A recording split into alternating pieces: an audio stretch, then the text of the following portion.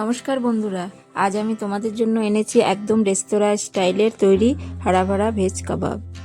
তো এই কাবাব এতটাই ক্রিস্পি আর টেস্টি যে খেলে মুখে একবার গলে যাবে। আর সবচেয়ে ভালো ব্যাপার হলো এটা একেবারে হেলদি। তাহলে দেরি না করে রেসিপিটা শুরু করা যাক। প্রথমে দেখো, আমি পালং শাক নিয়ে নিয়েছি, একদম তাজা, একদম ধুয়ে একবারে ভালো করে একদম ধুয়ে নিয়েছি। আর গরম জল দেখো ফুটছে, আর গরম জলে ফুটন্ত অবস্থায় পালং শাক আর মটরশুঁটি এক বাটি, আর তার সঙ্গে দিলাম মেথি পাতা দিয়ে পরে আমি এটা 25 থেকে 30 মিনিট আমি এটা বয়েল করে নেব। বয়েল মানে একটু ভাপিয়ে নেব। তো এই যে আমার হয়ে গেছে ভাপানো, তো ভাপানো হয়ে গেছে। এবার আমি এটাকে ছেঁকে নেব, একদম ভালো করে, একদম সেই নেটের ঝুড়িতে আমি ছেঁকে নেব। ছেঁকে নিলাম। আমি ছেঁকে নেওয়া অবস্থায় আমি এটাকে একেবারে ঠান্ডা করতে হবে। ঠান্ডা করার পর আমি ভালো করে এটা একদম জলটাকে একদম বের করে নেব, চিপে বের করে নিয়ে, জলটা থাকা চলবে না। দিয়ে পরে আমি ওই মিক্সারে দিয়ে দেবো। এটা মিক্সারে একদম ভালো করে জলটা একদম চিপে পরে দিয়ে দিলাম। আর লাস্টে যে মটরশুঁটিগুলো আছে সেটাও আমি দিয়ে দিলাম। দিয়ে এটা ভালো করে একদম, বেশি আমি এটা পেস্ট করব না, একটু দাঁড়া দাঁড়া মতন থাকবে আর শুকনো একদম এটা হবে। দিয়ে এই পেস্টটা আমি বাটিতে দেখো আমি বের করে নিচ্ছি।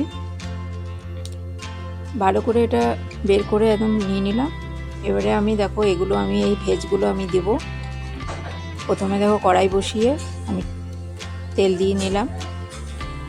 তেল দিয়ে প্রথমে দেখো আমি জিরা দিলাম হাফ চামচ, আর হাফ চামচ দিলাম আমি আদা গ্রেট করে, আর গ্রেট করে আমি রসুনও দিলাম হাফ চামচ। এটা একটু বাদামি রঙের একটু ভাজতে হবে। এই বাদামি রঙের ভেজে আমি তারপরে এবারে দিলাম, মানে দেখো একদম ছোট ছোট করে একদম বিনসগুলো আমি কেটেছি একদম ছোট ছোট করে, সেগুলো আমি দিয়ে দিলাম। এটা নরম করা চলবে না, একদম একদম ভাজা একদম শুকনো শুকনো করে ভাজতে হবে এটা। আর এখানে দেখো আমি দুটো লঙ্কা কুচি করে কেটে রেখেছি, সেটাও দিয়ে দিলাম। সেটা দিয়ে দেওয়ার পর আমি ভালো করে এটা সুন্দর করে এটা ভেজে নেব। ভেজে নেওয়ার পর আমি গ্রেট করে দেখো বাঁধাকপিও আমি একদম গ্রেট করে রেখেছি। গ্রেট করে বাঁধাকপিটাও কেট করে একদম ভেজে পরে আমি এটাও ভালো করে একদম মিলিয়ে নিলাম। সবগুলোর সাথে এগুলো মিলিয়ে নিলাম। মিলিয়ে নেওয়ার পর একটু হাফ চামচের মতন আমি স্বাদ অনুসারে আমি লবণ দিয়ে দিলাম।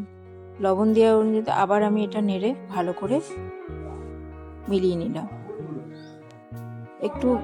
আর তারপরে দেখো আমি হাফ চামচ হলুদ দিলাম, মানে হলুদটা সামান্য দিতে হবে, কেননা এটা আমাকে গ্রিন, এটা আছে জিনিসটা এই কাবাবটা, তো আমার গ্রিনটা থাকার জন্য আমি হলুদটা কমই দেবো।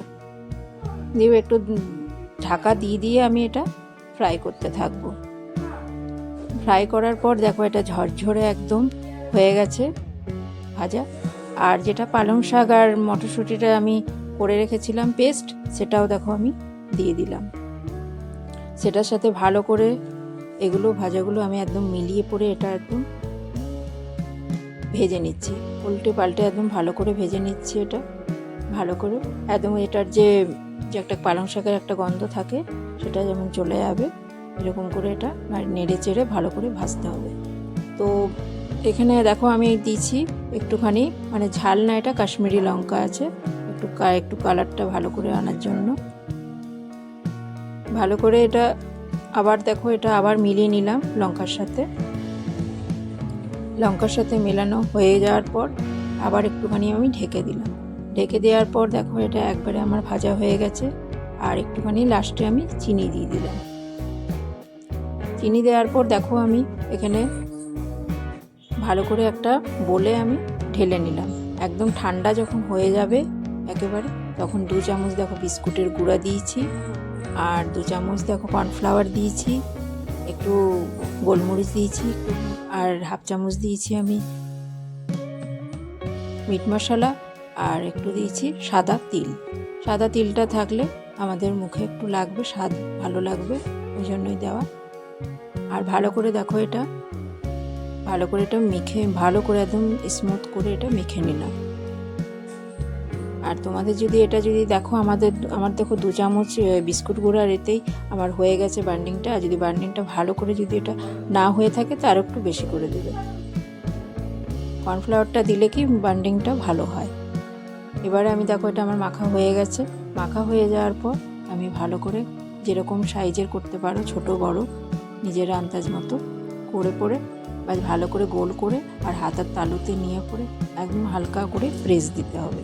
প্রেস দেওয়ার পর এটাকে ধারগুলো যেমন না ফেটে যায় সেই জন্য আমাকে এটা ঠিকভাবে দেখো ধারগুলো আমাকে শেপ আনতে হবে।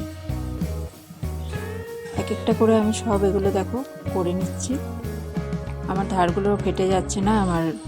আর এটা দেখো যাদের ফেটে যায় ধারগুলো, ফেটে গেলে তো মানে খুলে যাবে, দেখতেও ঠিক লাগবে না।